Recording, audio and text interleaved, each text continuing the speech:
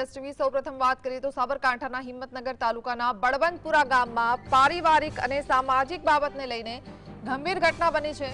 ઉશ્કેરાયેલા લોકોના ટોળાએ એક મકાન પર પથ્થરમારો કર્યો હતો। આ હુમલામાં લાકડીઓ અને પથ્થરોનો ઉપયોગ કરીને કારના કાચ પણ ફોડી નાખવામાં આવ્યા હતા। હિંસક અથડામણમાં એક છોકરી સહિત 4 લોકો ઈજાગ્રસ્ત થયા છે। ઘટનાની જાણ થતાં જ પોલીસની ટીમ તાત્કાલિક સ્થળ પર પહોંચી ગઈ હતી। જો કે આ ઘટનાને કારણે સમગ્ર પંથકમાં અફડાતફડીનો માહોલ પણ સર્જાયો હતો। પોલીસે હવે પરિસ્થિતિ નિયંત્રણમાં લઈને આગળની કાર્યવાહી હાથ ધરી છે।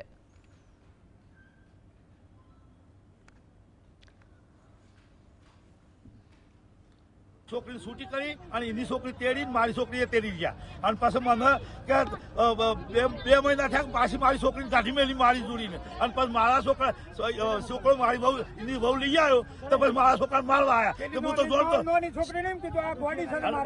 નથી પેલી મોટી પહેલા બીજો જોડી છે એની છોકરી ઘરવાળા બીજો લગ્ન કરી દીધો એ થઈ ગયું કે એની છોકરી મેલી હું તેડી આવ્યો તેડી આવીને પછી એની છોકરી મારી છોકરી કાઢી મેલી મારીને અને બીજો પૈણી આવ્યો તો બીજી આ છોકરી અને એ છોકરીની પાછી બીજી છોડી છે એને ગાડી મેલી તો મારો છોકરો એની છોકરી લઈ આવ્યો।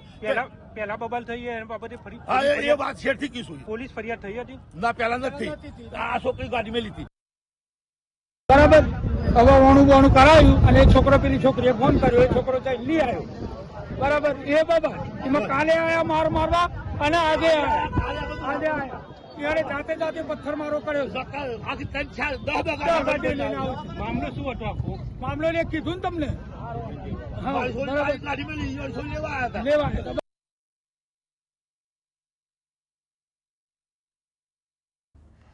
સંવાદદાતા જુગનુ જોડાયા છે। જુગનુ, આ જે સમગ્ર પ્રકરણ સામે આવ્યું છે શું જાણકારી? મુખ્ય મથક હિંમતનગરના બલવંતપુરા વિસ્તારની આ ઘટના છે, જ્યાં દીકરીને તેડવા માટે આવેલા બંને પરિવાર બાકડ્યા હતા। પિયરિયા અને સાસરિયા વચ્ચે નજીવી બાબતે બોલાચાલી થતા આ બોલાચાલી વધુ સ્વરૂપ પકડ્યું હતું અને પથ્થરમારો શરૂ થયો હતો। ગાડીના કાચ ફોડી નાખવામાં આવ્યા હતા, પથ્થરમારો કરવામાં આવ્યો હતો, જેમાં એક યુવતી સહિત 4 લોકોને ઈજાઓ થઈ હતી। ત્યારે આ સમગ્ર ઘટનાની જાણ હિંમતનગર એ ડિવિઝન પોલીસને થતા પોલીસ ઘટનાસ્થળે પહોંચી હતી। પોલીસ પહોંચી તે પહેલા જે સાસરિયાવાળા હતા તે લોકો ત્યાંથી પોતાની ગાડીઓ લઈને ફરાર થઈ ગયા હતા। પોલીસે આ સમગ્ર મામલે રાયોટિંગનો ગુનો નોંધીને વધુ તપાસ હાથ ધરી છે। જી, આભાર।